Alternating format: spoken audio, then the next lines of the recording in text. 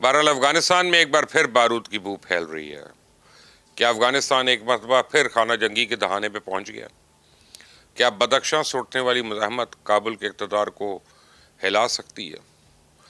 اور سب سے بڑا سوال، کیا طالبان حکومت کو اب باہر سے نہیں اندر سے خطرہ لاحق ہو چکا ہے؟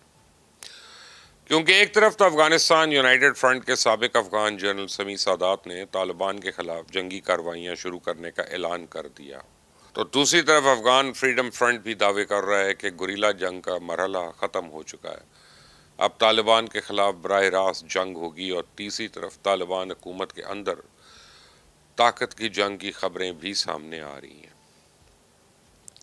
یعنی افغانستان میں ایک نہیں 3 محاذ کھلتے دکھائی دے رہے ہیں: مزاحمت، اندرونی اختلاف اور پاکستان کے ساتھ بڑھتی ہوئی کشیدگی۔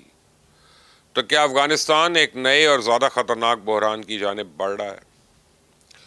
آج کی اس ویڈیو میں آپ کو یہ بتاؤں گا کہ افغانستان کے اندر اس وقت اصل میں ہو کیا رہا ہے، اور کیوں آنے والے دن طالبان حکومت کے لیے انتہائی اہم ثابت ہو سکتے ہیں۔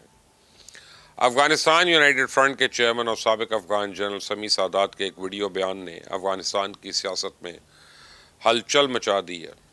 سمیع سادات کے مطابق طالبان کے خلاف جنگی کارروائیاں شروع کرنے کی اجازت دے دی گئی ہے، اور یہ محض ایک سیاسی بیان نہیں، کیونکہ ان کے اعلان کے مطابق جنگ کا دائرہ صرف طالبان تک محدود نہیں ہوگا۔ ان کا کہنا ہے کہ القاعدہ، داعش، تحریک طالبان پاکستان اور دیگر مسلح تنظیموں کے خلاف بھی کارروائیاں کی جائیں گی۔ اب ذرا غور کیجئے، اگر افغانستان میں مختلف مسلح گروہ ایک دوسرے کے خلاف صف بندی شروع کر دیں گے، اگر شمالی افغانستان میں طالبان مخالف مزاحمت بڑھے گی، اور اگر ملک کے مختلف علاقوں میں مسلح کارروائیاں ایک ساتھ شروع ہو جائیں گی، تو کیا طالبان حکومت کے لیے پورے افغانستان کو کنٹرول کرنا آسان رہے گا؟ یہی وہ سوال ہے جو سب سے زیادہ اہم ہو چکا ہے۔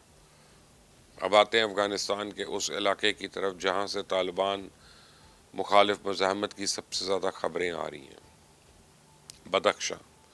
رپورٹس کے مطابق شمالی افغانستان میں طالبان حکومت کو مسلسل سیکیورٹی چیلنجز کا سامنا ہے، اور بدخشاں مزاحمت کا ایک اہم مرکز بنتا جا رہا ہے۔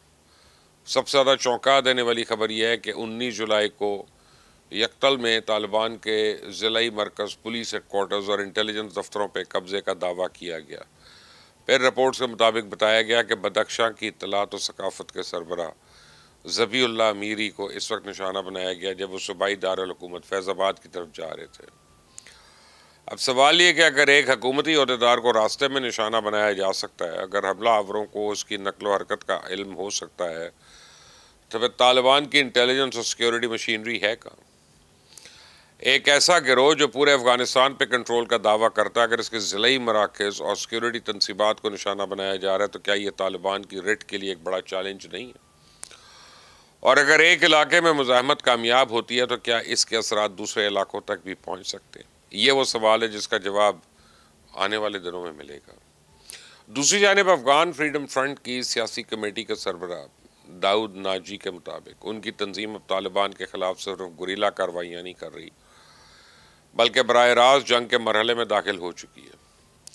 تو اگر یہ حکمت عملی حقیقت میں تبدیل ہوتی ہے، تو اس کا مطلب ہے کہ طالبان مخالف گروہ اپنی کارروائیوں کو زیادہ منظم اور کھلے انداز میں کرنے کی کوشش کر رہے ہیں۔